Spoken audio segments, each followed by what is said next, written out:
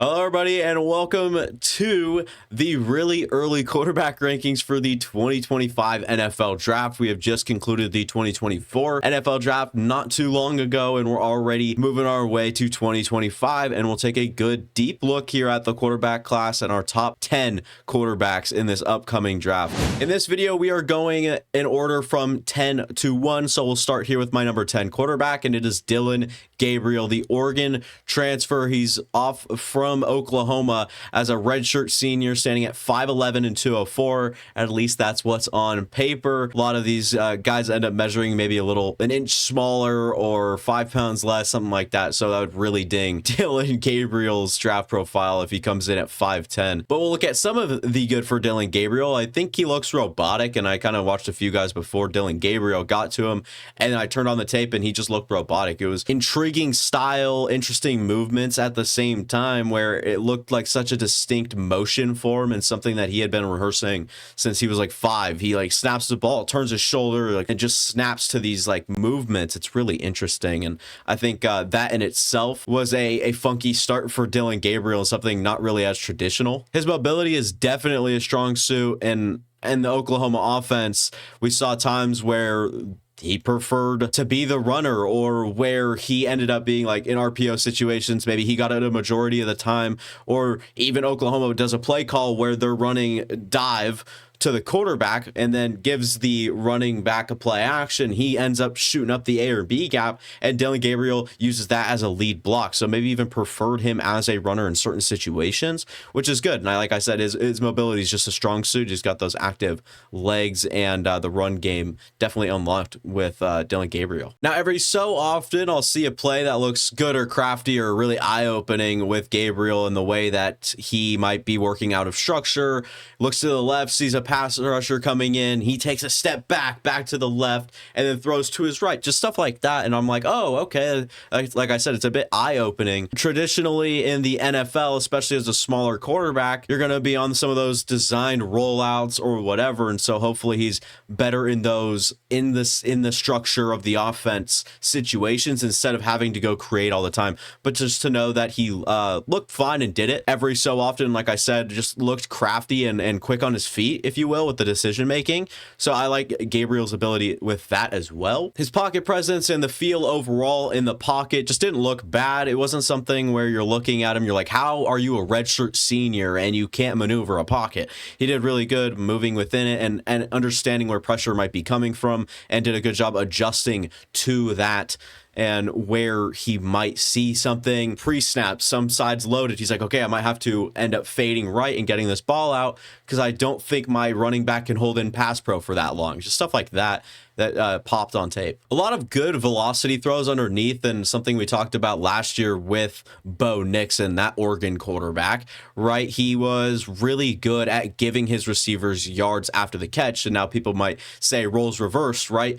The numbers that Bo Nix puts up on a stat sheet are inflated by yards after catch to his receivers, but it actually works both ways. I think Bo Nix did a great job last year with ball location, getting the ball out quick enough and with such velocity that he gets them the ball quickly. That way they can turn around and react and work the rest of that play out. It's not like he is the reason they're gaining those yards, and they aren't, special because of the things they do after the catch. It would just seem to be a very good connection, if you will, between Bo Nix and his receivers in the way he's placing the ball for them, turning them upfield, guiding them. And I think it's the same thing here with Gabriel, but when we talk about the velocity, he does a good job getting it to them in time so they can turn around and still have open field for the next 3-5 yards, make the guy miss or diagnose the situation before he gets it to. He kind of lobs it up. It takes a little bit longer for him to get to for the ball to get to the receiver. Then they turn around and the defender's already closed up on him. Now we'll get to some of the weakness here. A lot of the short throws and work around the line of scrimmage. Again, Bo Nix, it just kind of screams with this Oregon offense. He comes from Oklahoma, where they did a lot of the same thing. Quick game, screens underneath, just a lot of that plain old stuff around the line of scrimmage that we're seeing on a few of these college teams. Gabriel showed questionable accuracy as a whole. I don't think he was like the best, but he often had those nice throws on the slants and curls where it looked more calculated. Like I said earlier, with like the robotic stuff, like he snaps the ball, looks arm up, and has his first read on a curl or a slant that seemed to be really good, and had those, like I said, nice throws with velocity and whatnot. Everything else was a bit spotty or just inconsistent in general. So not the best showing from Dillon Gabriel as a whole offense, and outside of some of the stuff that looked very routine for him. Ball placement, the same thing as the accuracy. I think it just looks a little bit lackluster at times, where he's hitting the back hip and you're like, well, he could have just gotten 3 more yards had you carried him up to his like top right shoulder, and just minute stuff and maybe things that get a little nitpicky. But you kind of have to be when you're looking at someone that is already so like intangibly challenged as a quarterback prospect. He's had time, and we talked about a redshirt senior, a lot of experience in football, and he still has plays where he sits in the pocket for an extensive duration of time. And I think there are plays where I'm like, okay, I'm all for it. Your offensive line is holding up great against a 3-man rush. Sit back there, make your play. But there's also times where you see your first read come wide open and you pass on it because you are doing, or you have such a great pocket around you and you feel like you have that extended time to make a bigger play. It's like, I'm still taking my first read in that situation and not thinking twice. Gabriel has great numbers on his stat sheet, but the tape tells a different story, at least to me. I don't think he's a pinpoint accurate thrower. I don't think he's all that great intangibly wise. He's got some not so great qualities with him, and sure, he's a good college quarterback, but as an NFL prospect, I find myself questioning a lot with Dillon Gabriel as a whole, and like I mentioned, with those intangibles attached to that conversation as well.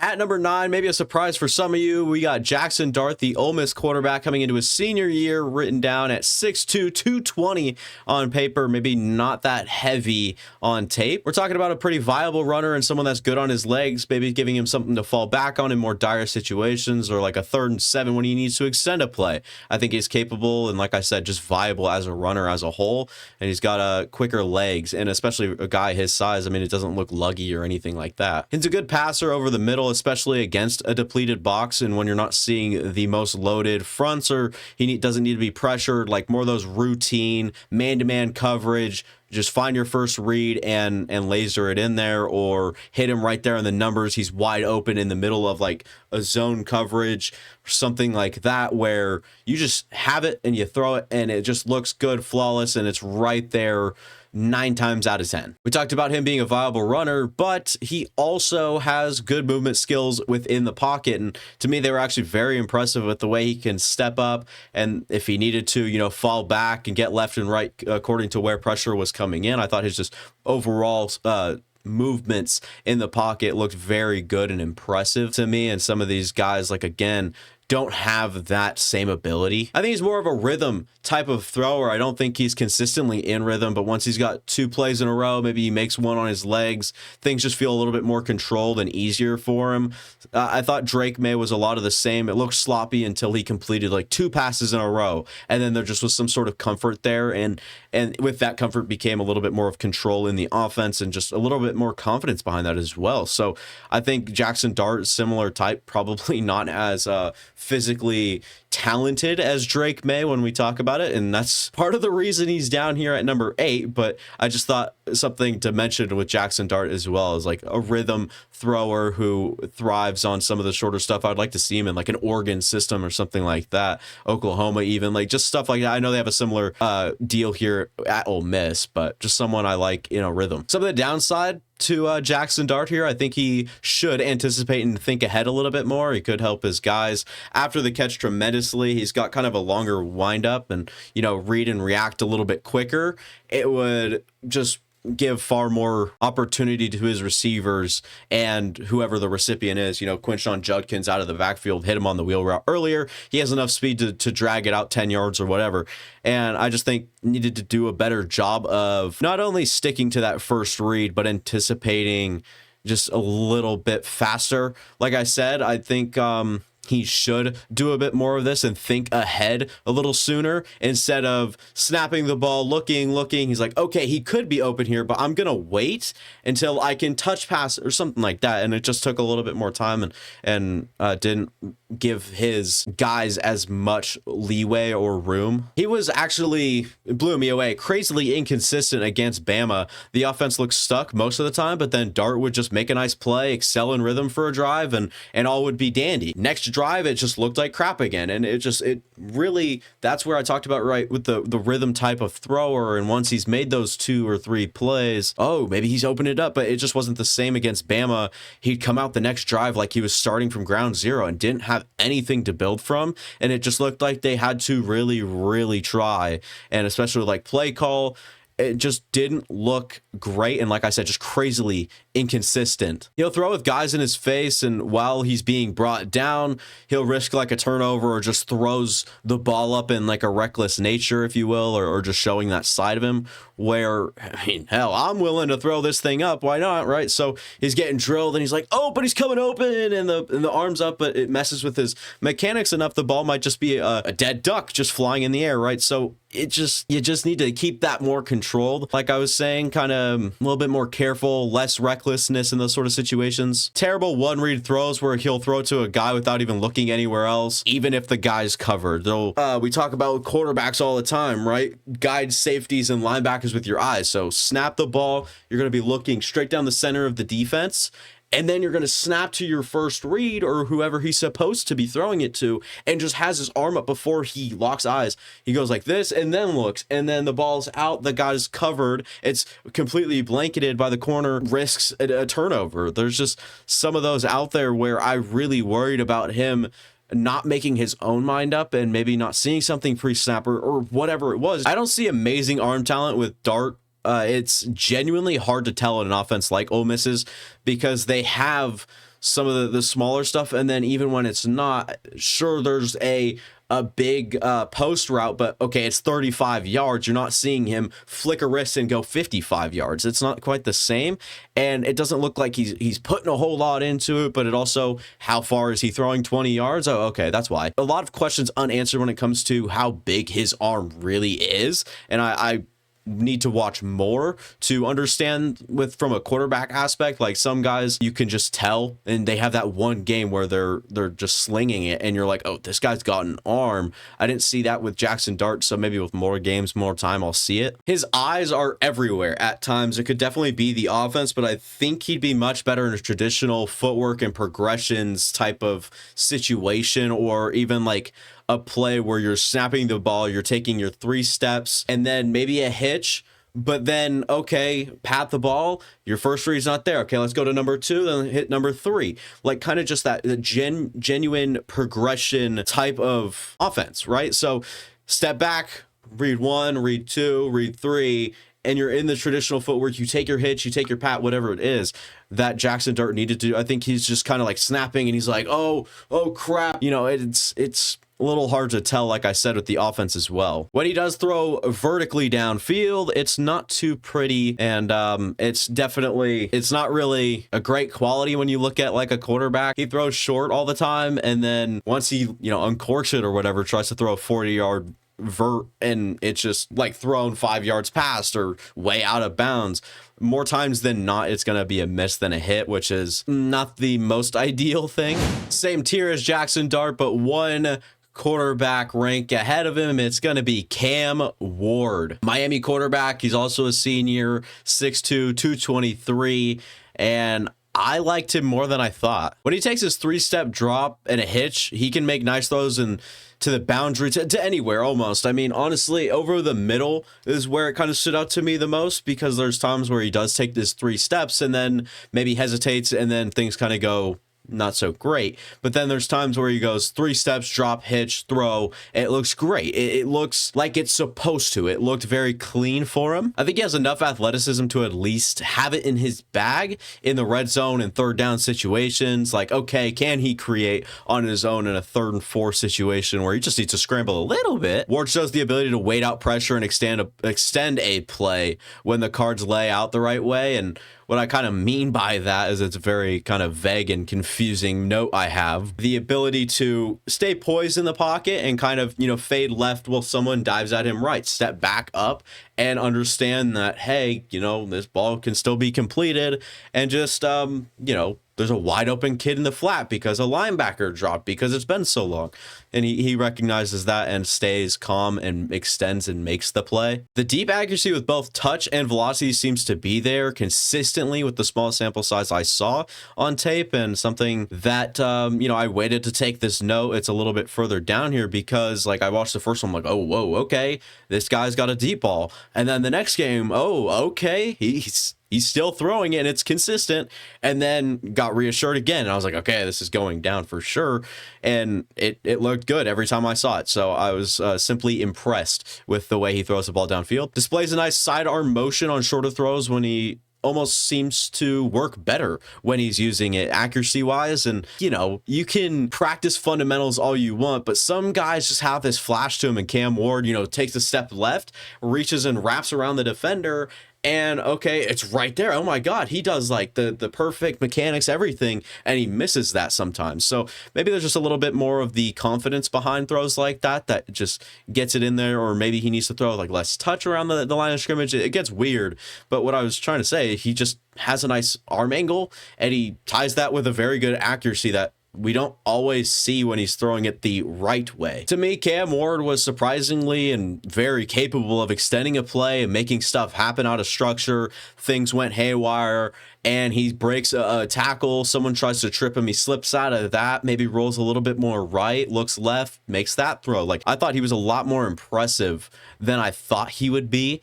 And he still lands further down this list. Obviously, my quarterback 8 in this class, but there's still stuff I liked. And we'll get to the list of things I don't like, which is also longer than the things I like, much like Jaxson Dart we just talked about. His feet are too calm at times. He just doesn't adjust his feet at times when he's throwing, and causes him to miss straight up and just miss throws where he's like, okay, I can breathe, I can settle down. And then he's like, oh, that guy's open, throws, it's a miss because his feet aren't active. They aren't adjusting with how and where he's going to throw the ball and the way he's reading the field. I just thought that those two things weren't really tied that well. His teammates at Washington State did not help him. There's plenty of plays that just looked worse on paper because someone else's mistake, whether that's someone missing pass pro as a running back, whether that's a tackle ends up on the ground because he tripped on nothing. Maybe he slipped on the grass and there's a free rusher. Maybe someone dropped it, and there was a lot of drops in the Washington State offense. They actually had a receiver that stood out to me, I think number 2, and he was consistent enough. When you look at Cam Ward as a whole and the rest of the weapons on that offense, it was just a lot of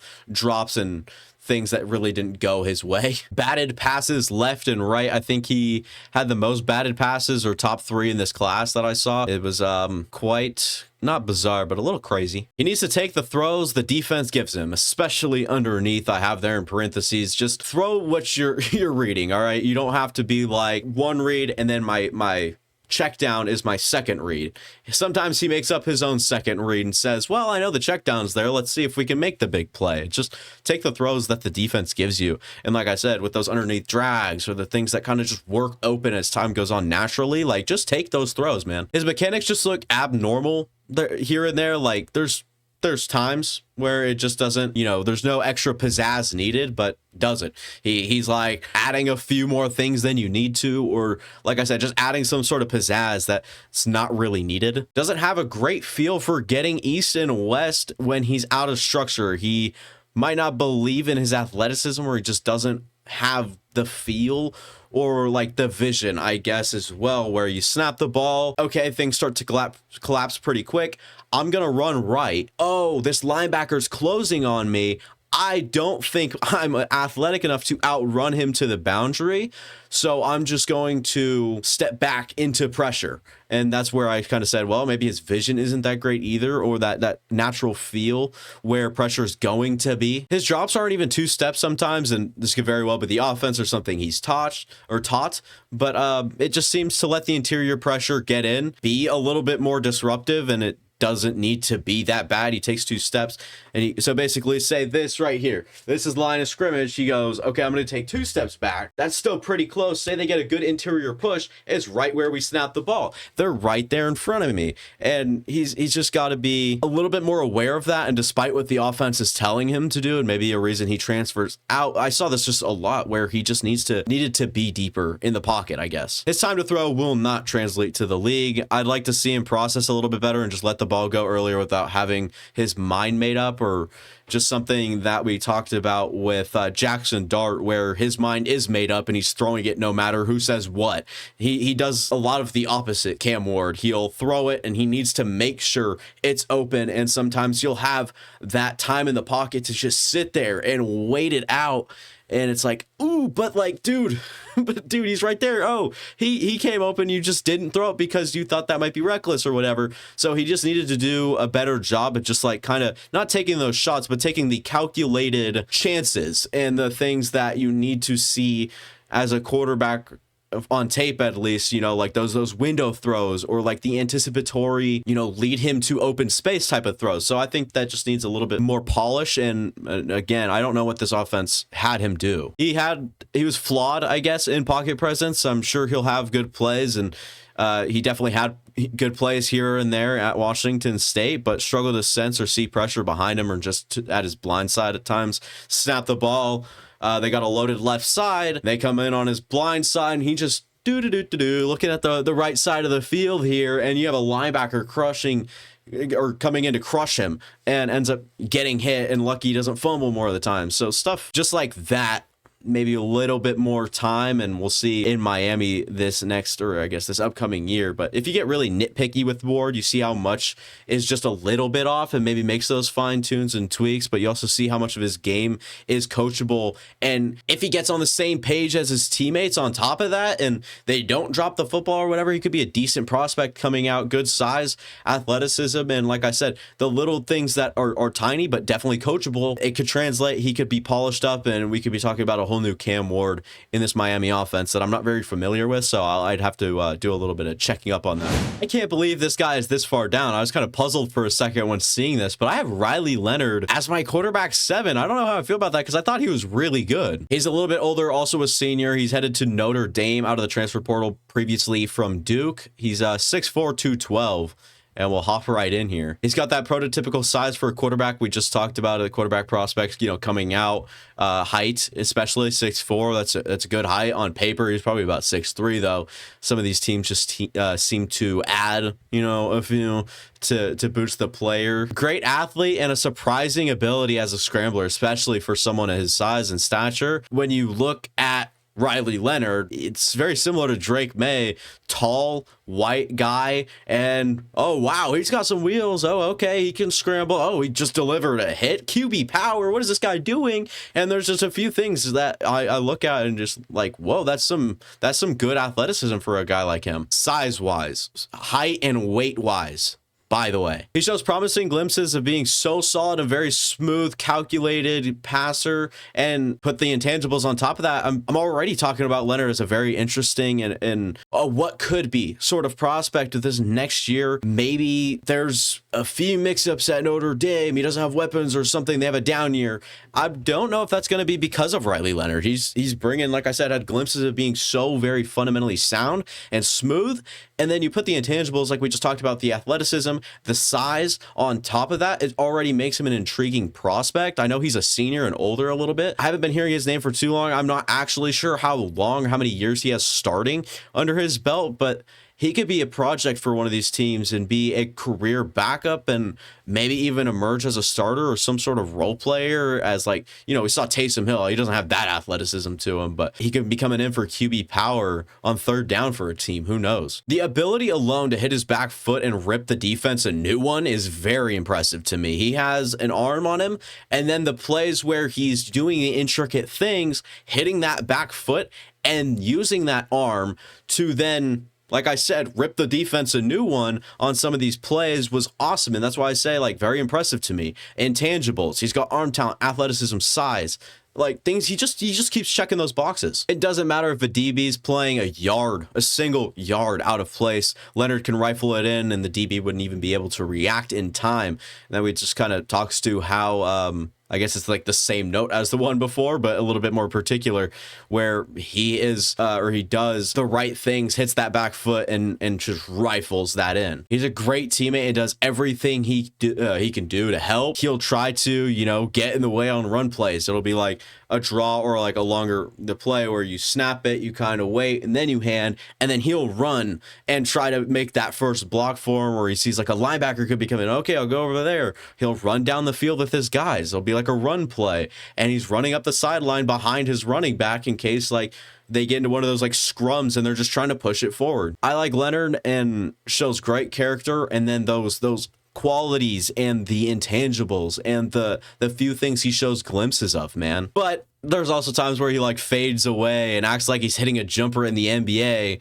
when there's literally no reason for it. He's got a clean pocket, he's throwing a screen, and he's like, I'm fading, call me Michael Jordan, and ends up, you know, hitting the throw, but it's like, okay, it was like way down at his knees, dude. There are the plays where he looks very polished, very controlled. Then there's other where I've questioned everything I've seen, and I guess that's the reason he's down here, the inconsistency. But I mean, it's interesting why, you know, we read this note and we just talked about all the things, and we talked about maybe a project. It's because things like this, where what are you doing? I don't think he's the best or cool, calm, and collected under pressure. He shows poor accuracy and a lack of answers as a passer. You know, a blitz comes in, kind of freaks out. That's a little bit of that inexperience in his game that I question how long he's been starting. Like I said, I legitimately don't know the numbers on that, but I would assume just by the way he plays, he hasn't been starting for long. And that kind of ties into this next thing here. He looks very jumpy and overstimulated in the pocket, where it just looks rushed from that first step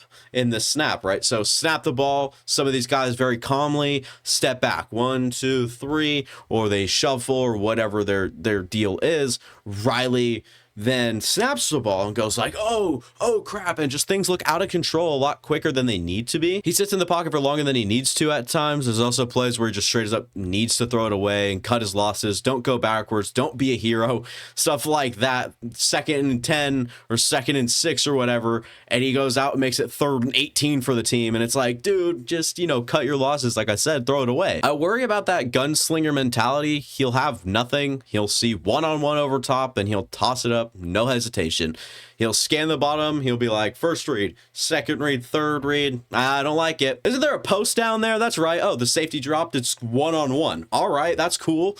Let me just throw it up real quick. And that could be a little dangerous at times. I think overall it's just such a polarizing evaluation. Even his best games have a ton of mistakes and things that make me worry, and stuff you can write down obviously on the downside here. But I like the great size, arm, and the great athlete that Riley is. It's very intriguing and has these intriguing qualities, but also shows a plethora of bad habits and poor accuracy, and you just can't have that as a quarterback. And so maybe those quarterbacky things, you know, work on that. And I think going to a great program like Notre Dame could help so much. We'll switch avenues here and switch to a particularly big human being. It is Penn State quarterback Drew Allar. He's a junior, 6'5", 243. And we talked about, like, on paper, teams seem to add, but I don't know about 243. He's a huge dude, though. Like, I wouldn't doubt it. We'll start with his ability in the pocket. I think he sees, feels, and moves really well in the pocket, and someone that's maybe on a little bit more on the younger side.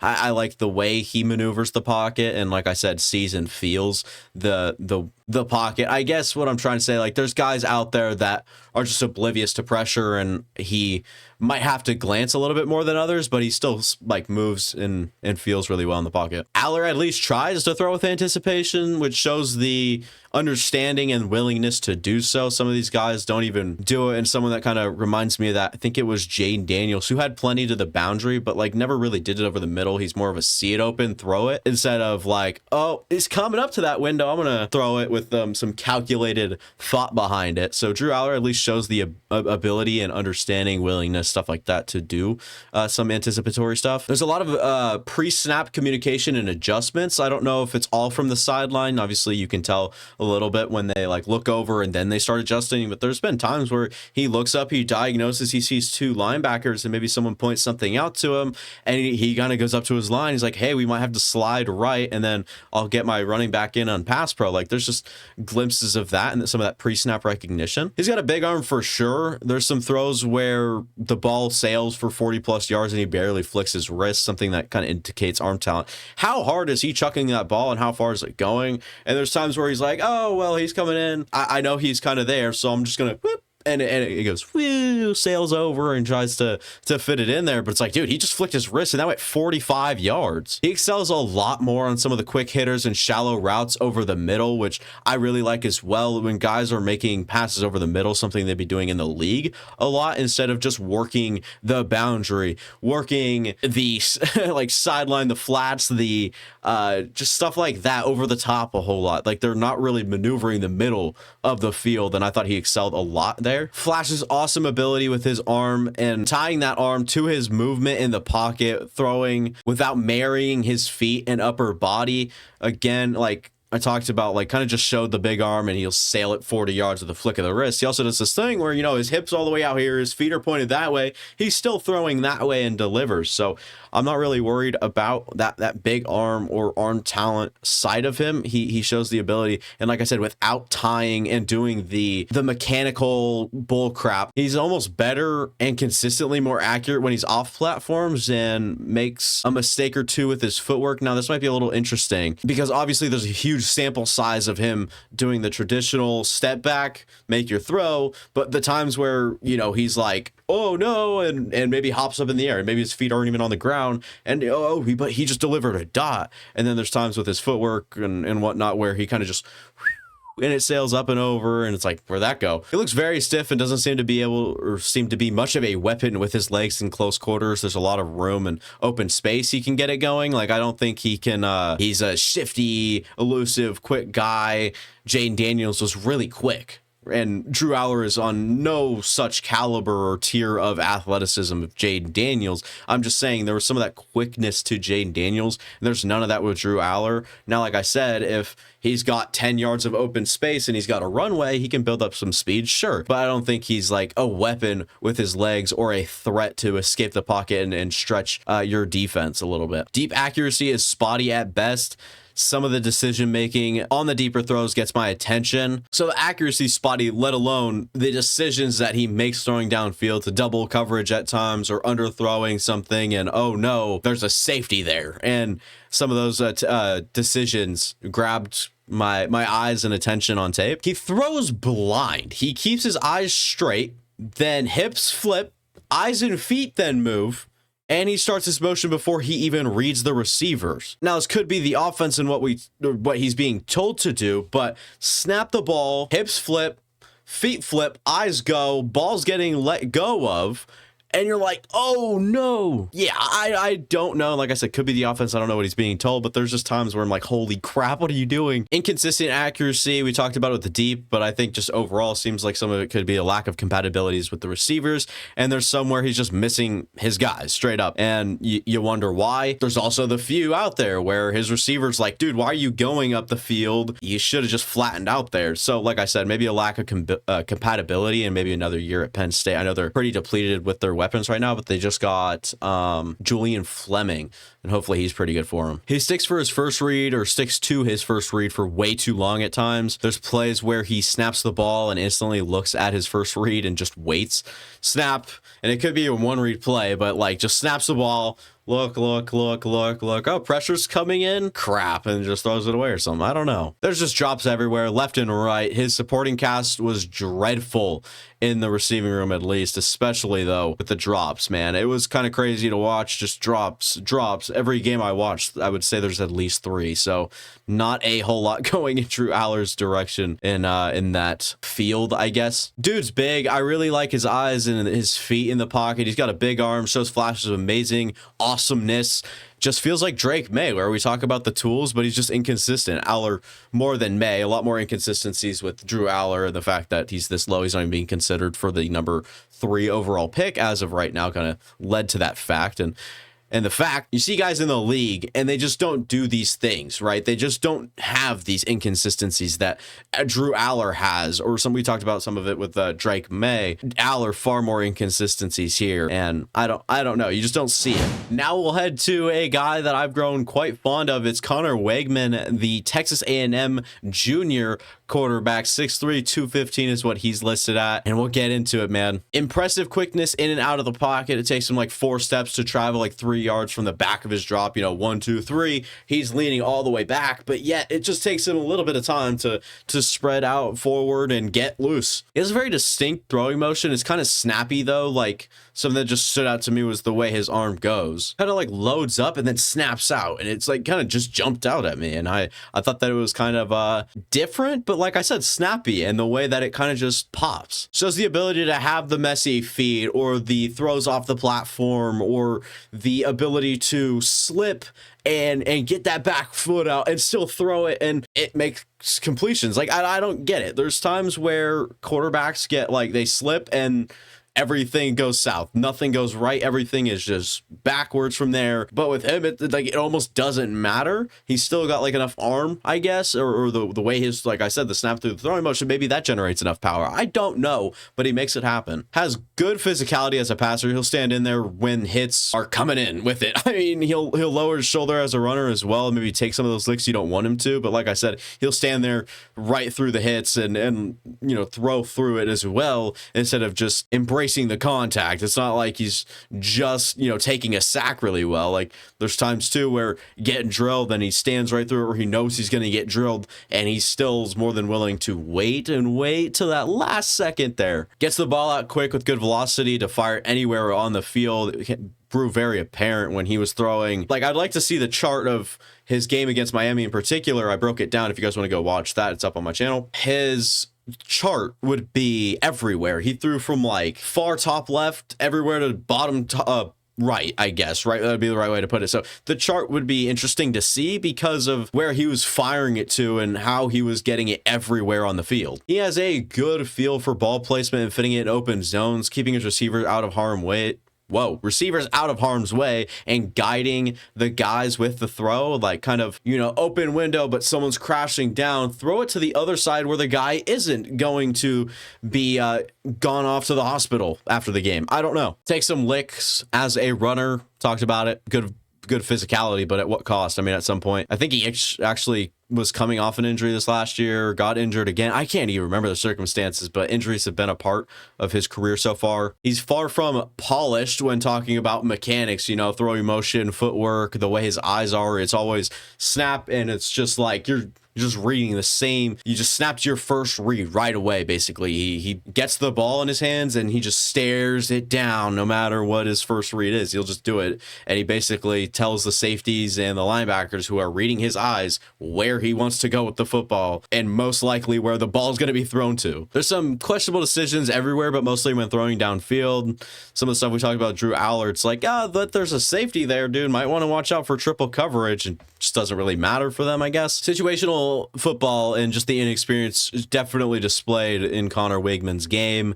Maybe not a whole lot of that clutch decision making or like in the red zone. There's just times like he just didn't look comfortable, maybe rushed it a little bit, maybe could have done a few things differently that would have calmed him down, or whatever it was. Honestly, like, it just was a little bit of a bummer to see Connor Weigman being a little inexperienced, because man, he would be so high for me had he not been as inconsistent as he was and looked as inexperienced as he did. But overall, it was a very strong first impression for Weigman.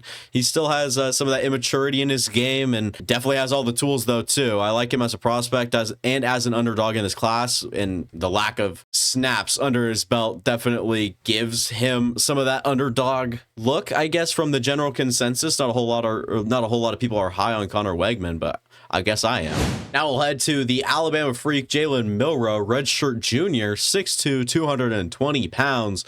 He's an incredible athlete. Quickness is off the chart for this kid as like a quarterback, as just an athlete in general. As a player on a football field, he looks like an alien as a runner, as a specimen, in the way he can dip out of the pocket or fly out to the flat. Like, I don't know. It just looks different. He can throw lasers anywhere on the field. He's got a pretty big arm and displayed it. Talked about the big arm, but he also shows a willingness to throw with anticipation, especially in those safer situations. Like if it's over the sideline, he knows his guy's the only guy that can get it if he throws this, you know, whatever. And then the one-on-one downfields and like predicting him or predicting his guy to outrun someone or stuff like that, where it's a little bit of that lower risk, higher reward sort of plays. And like I said, he's really good about being an anticipatory thrower in those lower risk, you know, safe situations. A flick of the wrist can go a long way with Milroe. He's got quite the arm, and something we already talked about with like lasers anywhere on the field, right? But it's the same thing we talked about with Allar. Like, oh, he just flipped it, but it went 40 yards. Like, holy crap. Now, those are all good pros, and he's a top tier athlete. We talked about that, but that's all I have in the pros section for him. Let's get to the cons. It was a quick fire offense. They got lined up and snapped the ball. Not a whole lot of pre-snap gimmicks or quarterbacking involved. He just kind of got up to the line, snapped the football, and played football. I wish he avoided some sacks better. There's times where he sat back in the pocket and just fields a sack, like just straight up. There's also times where he goes backwards and then takes that sack, but like just snapping the ball and waiting there, and he has athleticism to maybe move around a little bit, maybe step up in the pocket or do something, but just kind of sits there and takes a sack. It's kind of funny when we talk about, oh, such a high tier athlete, moves super well, but when it comes to the pocket, like there's times where he just stands in and takes a sack, literally. Inaccurate throws, and even misses on some of the easiest or easier throws that people normally would critique placement, let alone missing a guy, a whole receiver, where you talk about what we just talked about with Dillon Gabriel to start this list at my number 10. Dillon Gabriel, there's times where his ball placement lacks on some of the easier throws, and that's what his whole offense is based around. So when you look at Jalen, he'll just straight up miss the easier throws, where I'm sitting there saying, well, he should be placing it on the upper shoulder that's going to guide him upfield. Not the same thing. He's missing the guy completely and just dirting it or whatever. The feet are calm. They're just far from good. He shuffles and barely moves instead of dropping and hitching like most guys do and making it look pretty. He just kind of, you know, does what he does and moves with his feet and just has that feel. But like I said, not really polished, safe, or good. It's just a lot of like calm, I guess, because he's so confident as an athlete. I don't think he reads the middle of the field too well. There's a few where I question if he sees a safety or a linebacker that almost got thrown an interception to. So a few of these kind of stand out where he's trying to fit it in a window or someone's in an outbreaker or whatever, and oh crap, the safety's dropping, and he realizes that mid throw, like, okay, but pre-snap you got to know that, oh, this might be whatever, cover 3, he might be whatever. He takes decades in the pocket if it was presented to him, and he does. And those plays correlate to the plays where he just holds on too long. And I'm talking about the good plays with good protection. He'll stand back there and he'll milk all the time he can get out of that single play. And then a drive later, he remembers that play. It's in his head, and he goes to snap the ball, and he doesn't have that urgency, and he just stands back there and takes too long. There's definitely times when he moves away from the soft part of the pocket and makes pressure for himself, showing a lack of feel or awareness in the pocket. And something that grew very apparent to me was he was just kind of back there to throw the football. He wasn't going to do anything crazy mechanical or quarterback a whole lot. He was just back there, and he would just drift, and like, why are you drifting away from the soft part of the pocket where you have protection, and kind of just gets closer to the boundary where if he has to escape, it would just be a whole lot quicker too. He's got a gunslinger mentality. Let's say there's a safety or a corner and a corner on Jermaine Burton. He's still going to throw it. It's, can you get a big play or an interception? That's kind of what it comes down to when you're talking about a gunslinger. It's just, I'm still going to throw it. I don't care. Milroe is a top tier athlete with a cannon of an arm. The physical traits are there. The highlights are freaking nuts. This guy is insane. He just needs to quarterback more and get some more time at quarterback, get some of those reps, and that sort of stuff will come naturally. And he'll still have to work on mechanically fixing some stuff up, I guess. And he kind of reminds me of Justin Fields with better upside, in my opinion.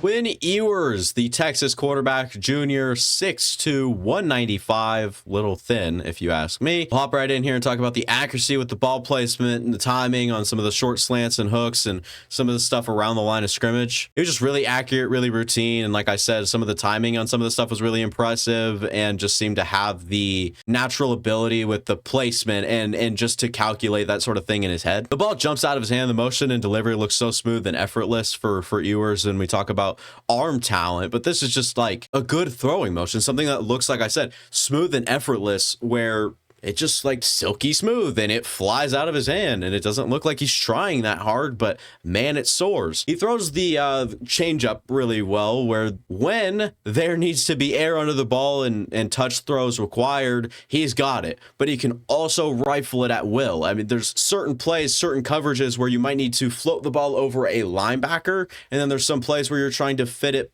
in a gap before the linebacker can react. So that's where you need to rifle it in. But the plays that he needs to just touch it over, like he just does it really well and kind of calculates the both of those things similarly to what we talked about, the timing, ball placement, all that stuff on the shorter throws. He did a good job of calculating what sort of velocity he needed behind the ball as well. Ewers has a great deep ball, and when he's feeling it only looks better. Like when he is just sitting back there and he has a confidence to him, I don't think he can miss a deep ball. He was so good and consistent at just touching and it just dips right on in. Like it was insane. Quinn Ewers throws touch and like the ball will be 12 stories up or however high the hell that is.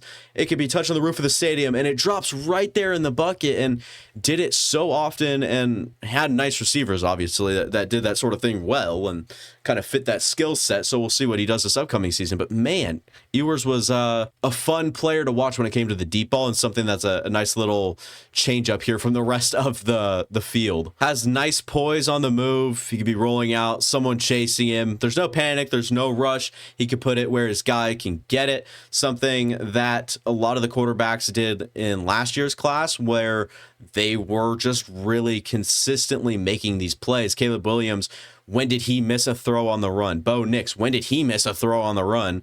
Jane Daniels was, I mean, he never really rolled out and make the throw. It's either in the pocket or run for him. But you get what I'm saying. Like, you just didn't miss it. And I felt that same sort of thing here with Quinn Ewers, where there's some confidence to the rollout there, and no panic, no rush. It just looked like he's been doing that. Ewers will sit in that damn pocket scanning the field until he's sacked. After he has had all the opportunity to get rid of the ball, to never look back, to just get rid of it. All right. You just needed to go. But Ewers will sit there and sit there and then sit there and then gets sacked. I don't get it. Pocket presence is kind of weird with Ewers. He's good north and south, but laterally he creates pressure for himself every here and there. He'll kind of just drift. Same thing we talked about Jalen Milroe, how there's a soft part of the pocket, how it's a little bit deeper, it's well protected, a little bit better and more solid protection there. Why are you moving towards the edge where someone's getting, up the field pressure on the offensive tackle? I just don't get that part of it. And he's been playing for a while, so something that should probably naturally be coming along for Ewers that hasn't, I guess. When Ewers drops back and isn't throwing within 5 yards of the line, he becomes indecisive and kind of peppy. When he can't find a receiver, he's like kind of jumpy, or he wants to. He's like, oh, but no. An intermediate 10 yards, 15-yard comeback, he has to wait for the guy to turn around instead of throwing with like that anticipation we've talked about. Lots of tip passes. A lot of it stems from waiting in the pocket. Pressure closes in. They get pretty close, and then throwing it, but oh, too bad. They're already right there in front of me. Bummer, man. Loss of down. I guess let's just go to the next one, right? That sort of thing with Quinn Ewers. But he's probably the most boring watch out of all the quarterbacks. It isn't necessarily a bad thing. A lot of quick and easy throws. He got the job done when he threw the deeper slants, stuff through the intermediate parts of the field, even had a couple of nice deep throws in there that were really nice. He was more mature and sound than anyone I had watched by the time I got to Ewers. So basically everyone I've listed so far. Quarterback 2, it's Shedeur Sanders, Colorado. He's a senior, 6'2", 215. There's so much to like with Shedeur, and let's hop right into it. First impressions, his mechanics and his arm was way better than I thought. They are way better than I thought they would be coming into the evaluation. I kind of just started looking at the tape, and I just didn't know what to expect. And his, like I said, mechanics and his arm were a lot better than I thought they would be. Good accuracy and velocity on the shorter throws, and always hit the guys in stride on those underneath routes and throws that you look at. We talked about timing and stuff like that. He was just there. It seemed to be something very routine for him, and it was off if he hadn't missed. He's mobile when he has to be. I don't think his mobility is an asset to an offense, but definitely a viable option to escape, make, and extend plays sort of deal. Like, I think it's there if he has to, and kind of checks that box on third down or second and long and some of these red zone situations. And like I said, if he needs to make or, and extend some of these plays. I really like his footwork. He has 0 wasted steps. He's almost a step ahead with his feet to know where he's throwing. It's just very smooth.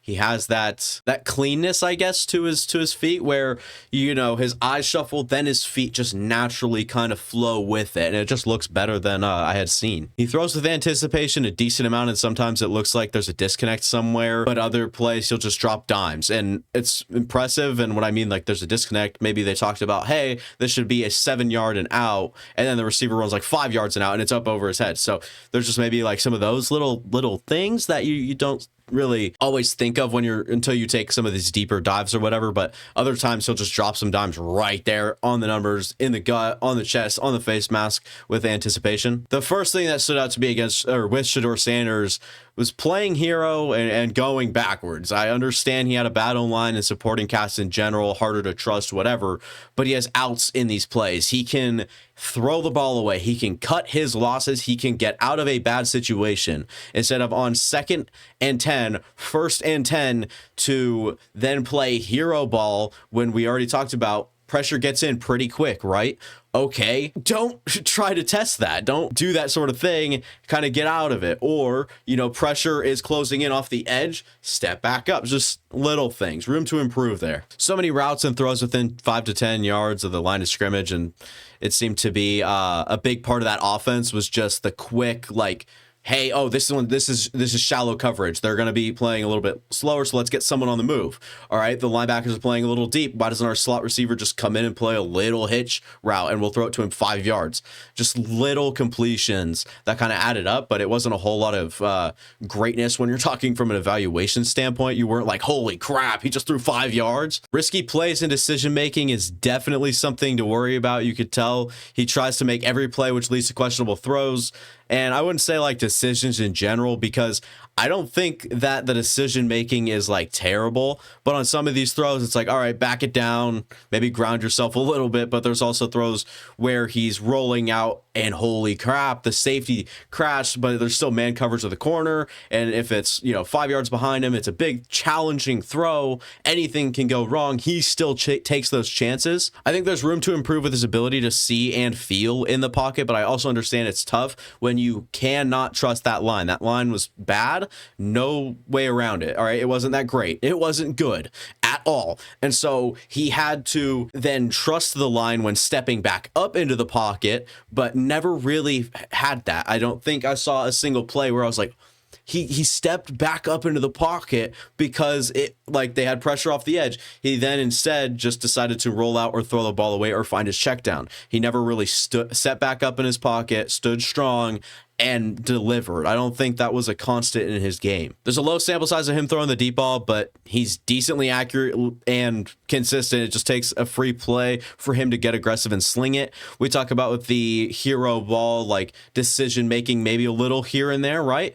And mind you, he's still my quarterback too. This might be a little bit more on the Haiti side, and I'm focusing a little bit more on the cons, but I think with these top guys, everyone kind of understands the top. But I didn't think he was the most aggressive or had the most aggressive nature to him and his game. I thought that he kind of needed like, oh, it's a free play, let's uncork it now, when he could have been doing that, or he had a step, but he just kind of second guessed himself. There's a lot to like, but he is a senior, and I'd expect better decision making by a veteran quarterback. So headed to next year, that's what I'm looking at the most for sure. It's okay because Shedeur's got a first round arm, footwork, confidence, and playmaking ability for sure. He's a bona fide first round when I talked about the arm, the footwork, and the confidence. Like I said, my quarterback one, the build up to this has been so great. I'm just kidding. It's Carson Beck, Georgia quarterback. He's headed into his senior year, 6'4", 220 pounds. I don't know if he's 220 and he might be like 6'3.5", just to be, nitpicky on those sort of things. The velocity is really good, very, really good. And the ball placement with that velocity on some of the shorter passes gives his receivers time and a running start and kind of a head start on some of the DBs that he's or that his receivers are turning around to. He just, like I said earlier with I can't remember who it was, but just get it there with good velocity, give his receivers time, and like I said, that running start. Deep accuracy looks very good, and the touch he uses also looks really good. We talked about Quinn Ewers. Carson Beck's right up there with him. Deep throws, it just seems to, like, I don't know, click in his head, check a box. I don't know. He just does it. It looks good every time. Has a really good feel for the pocket, and even with extended time back there, he's moving to the right spots and buying more time, and that's huge. Talked about some guys that, like, oh, you're kind of just going towards pressure, but when he's back there and he knows he's been back there for a little bit longer, hell, he's gonna go travel to an even better part of the pocket, and okay, I can hang in here for a whole nother second to make the best decision I can find. Throws with anticipation on these, like, little 5-yard in, displaying a good connection and just a sense for good timing and knowing matchups. And I think that that's a big part of it as well. I think with anticipation on some of the shorter throws is it's not a trust game. It's not like that. It's your understanding of what's happening defensively. And I think he did a really good job of doing the little 5-yard ins and just taking yards. Like 1st and 10, a good run is 5 yards, right? Might as well just throw a pass for 5 yards and works every time. Very impressive arm overall. There's pure arm strength, velocity, touch at times, and even flashes the ball placement and pinpoint accuracy.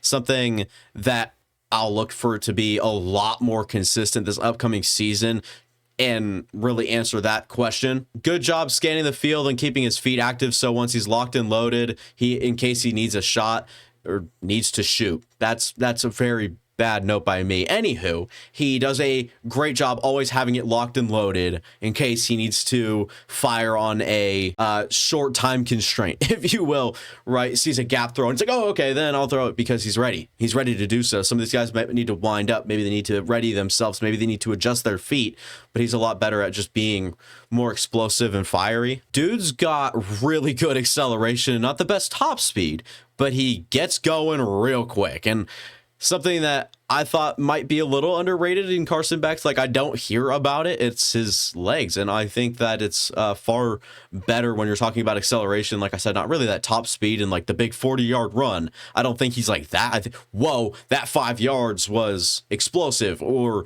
how did he get from there to there that quickly? And how did he convert that on 3rd and 1? Or how did, like, just has that acceleration and the explosiveness with his legs. Now there's plays where he's sitting in a very clean pocket and yet he'll still make a bad read or doesn't use that time and rushes the throw, and it's only here and there, but these things kind of have to be stated and you have to, like, nitpick with the top guys, and that's kind of what I did with Shedeur, so I'm going to do the same thing with Carson Beck. There's this weird thing in his game, and it goes on all the time. It's a decently long throw, 15 plus yards or so. He'll, like, snap the ball, and then he, like, sees it open or whatever it is, but it's like when his head snaps to it, when he's quick, and like I said, he kind of has the active feet, but he just snaps his head and throws instantaneously, and he'll miss. So I saw the same thing with Jaden Daniels last year, where he wasn't that great at snapping and throwing. And a big part of that is, like, you watch it and you understand timing when you have your eyes locked on that guy for a certain duration of time. But when you're just like, boom, boom, when you're just like getting it out in that split second, that same second that your head turns and you're seeing him, things just kind of go wrong for him. On the move, I don't think Beck's the most polished and maybe messes up his mechanics a little bit, and that leads to some poor accuracy. At times, there's plays on the run where I'm kind of, not wowed, but like, okay, that's good. That's good. Let's keep it that way. And then there's also some where it's like, you didn't have to flip your feet like that. You didn't have to, whatever, your hips were pointed the wrong way. Like, stuff like that. Like, polished on the run. Like, there's a way to do it, and there's a way to gain consistency in that field. Like, 1 or 2 decisions a game that I think are turnover-worthy plays or worthy plays, or just putting the ball in a bad spot. And that was a pretty major ding, is like, he'd have a very solid game going. He has a great drive, and then you like, oh, that's risky. So he's never really like fully locked in, it feels like. And there's always some of that, like, ooh, oh no, but he can still do it. Like, oh, he might choke here. because of that. Like, well, remember what he did last drive? He just threw a dead duck in the air after throwing that same drive, went 5 for 5 for 71 yards. We get up to the red zone, and, well, he had a bad decision. Whatever, like, you just don't know. And so I'm looking for some security there from Carson Beck. But overall, he's a quarterback one, checks a lot of boxes and has a lot of consistency doing so. He just can stand to grow a little bit more into that quarterback role and playing some good competition in the SEC at the University of Georgia. That's it for the video. Hopefully you guys enjoyed. If you guys did, go ahead and like, go down, subscribe, go watch the past content on the channel. A lot of this stuff here coming up with the 2025 class, a lot more content headed towards you guys. If you guys are interested in real draft junkies and really just want to get into it, I'm going to be doing it all off season. And then when the NFL season starts, preseason, we'll be doing some all 22 tape breakdowns from the preseason, looking at some of the rookies that we just saw drafted. It should be really fun. A lot of fun ideas headed towards you guys, and I'll only be brainstorming to get better and only trying to get this channel more grown, more out there, more better. So more better. Interesting. I need to work on my speech as well. That can get more better as well. So that'll be all for me. Thank you guys for watching. See you guys next time. Deuces.